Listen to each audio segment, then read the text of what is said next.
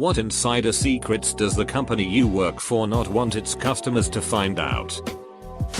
I work for a casino. Pro tip, don't go. Casino employee here too. The dealer wants you to win. Unless you're a stiff. Definitely. I used to work slot maintenance and pay out jackpots. It's fun to see people win and get excited. It's something new and interesting to help break up the monotony. Our Chinese manufacturers will be more than willing to supply us with a certificate assuring us and our clients that the cardboard and paper packaging for our new line of electronics is 100% recycled and eco-friendly. 1000% bullshit. I called our Chinese suppliers for a food grade certificate for the food grade conveyor belt they sold us. They sent over a rose certificate saying their product could be safely disposed of in a landfill. Sadly, the auditor accepted that. I work at a big store in the Netherlands, and at the end of every advertisement week we have to make sure the shelves are almost empty so it will look like almost everything sold out and the products we sell are popular. In reality we still have a lot in the stockroom, but this way people will buy it faster because 1. It's on sale, 2. It's almost sold out, 3. It's a popular product, 4. They think the company as a whole is doing a great job. It isn't really a big secret, but I thought it's quite funny. Edit. The regular shelves are well stocked. I only meant the shelves that are for the advertised products of that week. This is true of academia in general, but you have no idea how much money textbook companies spend on wooing professors. Just to give a couple examples, the last time I went to the big conference in my field, which was held in Atlanta that year, Bedford Street, bussed everyone at the conference there, about 2,000 people. Gave us a free buffet that stretched through 3 rooms. We were up in the box seats, with an open bar, and they opened up all the games in the back hallways for us to play. Pearson's party was far more modest. They rented out the Coke Museum.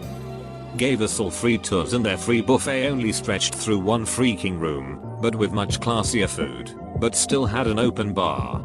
Just in case you were wondering why those textbooks of yours are so expensive.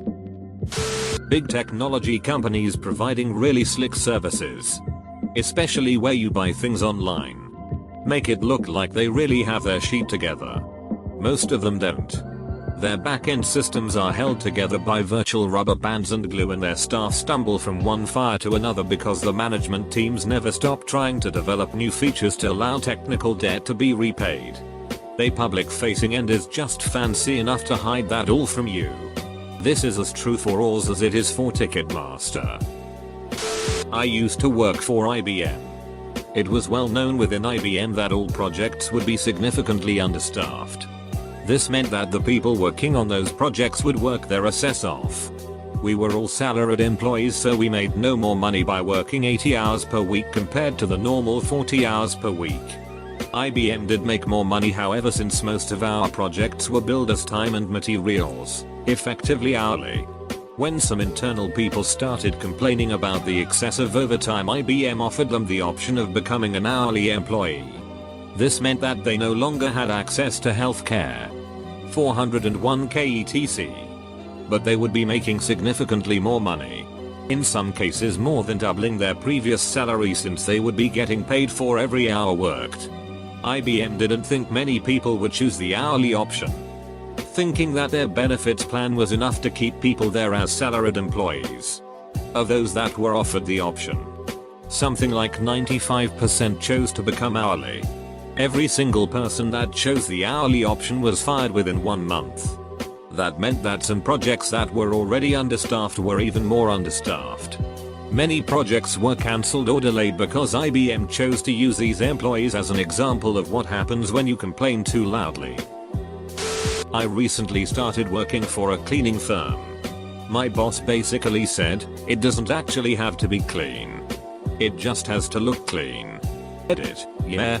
What I meant was it doesn't have to be sanitized. It just has to look clean. English is not my first language, so I didn't realize there was a significant difference. A long time ago I worked in a pet store at a mall. The company's motto was "the customer comes first," which is a kind of ducked up motto to have when you're selling, you know, live animals. They obviously cared more about sales than the animal's welfare. And would push rabbit sales around Easter even though buying a rabbit just because they are cute around a particular holiday is a terrible idea. They also sold a number of exotic small animals that I'm pretty sure would have actually made terrible pets due to being nocturnal and high-strung. In short, don't shop at pet stores. Your local animal shelter has your new best friend waiting for you. For much cheaper or maybe even free.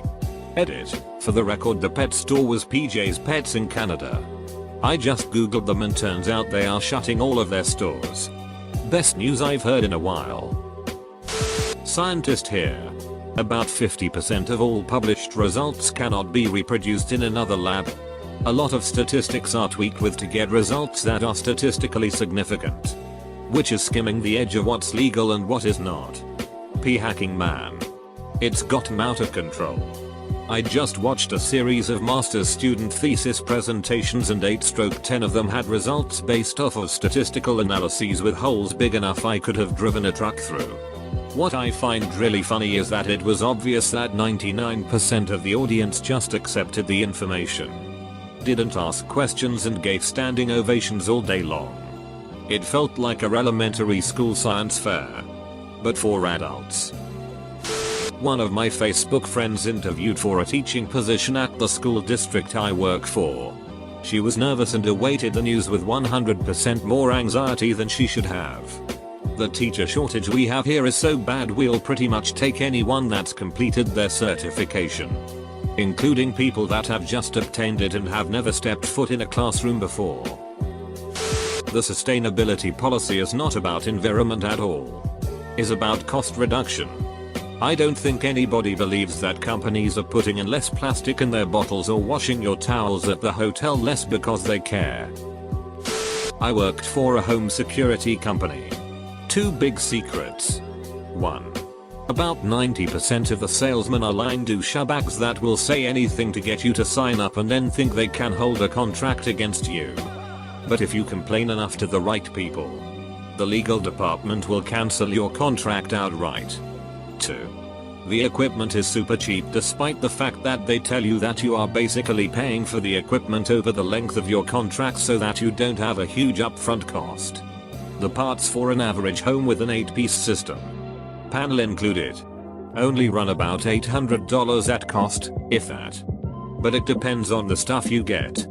But you will pay out several thousand over the length of your initial 3 or 5 year contract. Any extensions on top of your initial contract with no new equipment or services is money straight into the pocket of the company. Monitoring ends up costing the company a few cents a day when you break enough systems across enough operators. If peace of mind is worth that to you, then go ahead and sign up. Monitoring service is excellent but the equipment is shit. Used to work at a water park. 9 times out of 10 when the pool is shut down for maintenance or low chlorine levels, it means that someone shat in the pool. Someone died in the pool at Lifetime Fitness and the next day they sent an email saying that the pool will be closed to conform to the rules when an environmental incident occurs. I worked as a delivery driver for a few pizza places and while they check to make sure your car has insurance. Personal insurance doesn't cover use of cars for business purposes. Essentially. Unless drivers are carrying very expensive commercial insurance. They would have no coverage if in an accident. To add to this, one of the nationwide companies I worked for had a policy in place to combat this. If you're in an accident, policy was to remove your car topper and uniform and be off the clock. I work for a mortgage company. 2 things. 1. If you're being foreclosed upon and can afford an attorney, fight it. The number of foreclosures that could have been invalidated if the borrower did something, as opposed to not showing up at all, which is what most do, is higher than one would think. 2. If you refinance, sell your house, or pay off your mortgage, get a copy of your lien release, preferably the recorded one. I can't tell you how many phone calls I get where a sale is being held up because a lien release was never prepared. Anesthesiologist here. A large part of my job is to protect you from the surgeon who doesn't care about your 5 heart attacks, unstable angina, and the fact that you ate breakfast when instructed not to. If your case is cancelled or delayed, there is almost always a good reason. The surgeon will make it seem like it is an anesthesiologist's fault, but it is because they likely didn't care enough to ask about your medical history, didn't do the proper pre-operative workup, or just don't care. Other than that, I have no secrets to report. Intraoperative awareness is exceedingly rare. 1 20,000. I won't let people make fun of you or talk inappropriately while you're under. And we take physician medication diversion drug addiction extremely seriously. Thanks for the gold, kind stranger. That they farm out their call centers to third-party companies that pay $11 per hour. And they have access to all your account info. Pizza Hut, we air and super sanitary. Extra cheese comes on a cheese pizza. The $10 coupon code is 2155. If you tell them you are an employee and use the $10 coupon code, you get a large for 8.80. Most of us do not care about discounts, and sometimes tack them on to be nice. Edit, if you really want something cool, ask them to use half toppings. Fold and crimp your pan pizza in half before putting it in the oven, and top it with the Parmesan parsley mix. Boom. You now have a pizzone. Also, stuffed crust pan pizzas totally exist for employees. Worked injection molding almost my entire life. My uncle and father rebuild molds in a mold repair shop. Almost every mold that has a made in the USA texture somewhere in it will have it removed. A lot of companies do not want their parts saying made in the USA. Their reasoning is if you know it was made here, then you know there is someone to sue. If it's made in some shop in China, you're less likely to pursue legal action, whether bogus or justified.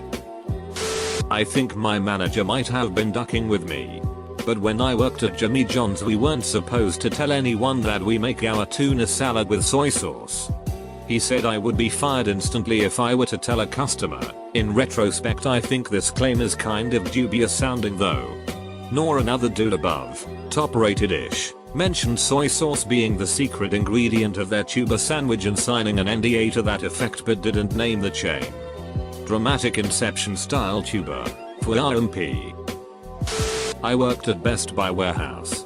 One tip, when buying a TV, make sure the staff and store open and check the screen first before you take it out of store, no matter the size of the TV.